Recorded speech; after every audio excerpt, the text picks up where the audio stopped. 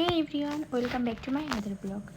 আজকে আমি যাব একটা ফোন কিনতে, আর আজকে আমি যাচ্ছিলাম চাঁদপাড়াতে।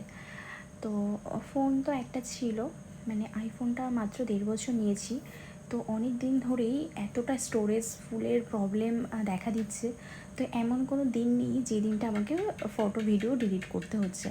আর ব্রাইডের ফটোগুলো আমার কাছে ভীষণ ইমোশনের ব্যাপার, ওগুলো আমি ডিলিট করতে একদমই পছন্দ করি না, যতই আমার ফেসবুকে পোস্ট করা হয়ে যাক না কেন। তো এই সমস্যার সমাধান করার জন্যই আমি আরেকটা ফোন নিতে গেছিলাম, যাতে আইফোনের সাবস্টিটিউট ফটো কিছুটা হলেও পাই। যদিও হয় না, তবুও কিছুটা যেন আমি তুলতে পারি। যখন আমি একটা ব্রাইড করছি, ম্যাক্সিমাম টাইমই আমি ব্রাইড অথবা পার্টি মেকআপে তেমন কোনো ফটো ভিডিও নিতে পারছি না, এই একটা সমস্যার কারণেই, স্টোরেজ ফুল।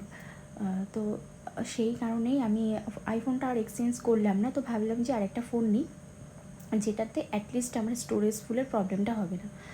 সেই কারণেই আজকে এই ফোনটা নিয়েছিলাম, আর দোকান থেকে এটাই আমাকে রেকমেন্ড করলো যে হ্যাঁ বেশ ভালোই ক্যামেরা, তো আমারও বেশ পছন্দ হলো আর ফোনটা আমি নিয়ে নিলাম। ফোনটা নেওয়ার পরে আমরা একটু ফুচকা, তারপর ফালুদা এগুলো খেয়ে বাড়ি চলে আসলাম। আর তোমরা যারা ভাবছো যে একটা ভালো ক্যামেরার ফোন নেবে, তো তোমরা এই ফোনটা দেখতে পারো, অবশ্যই খুব ভালো। আমি একদম 100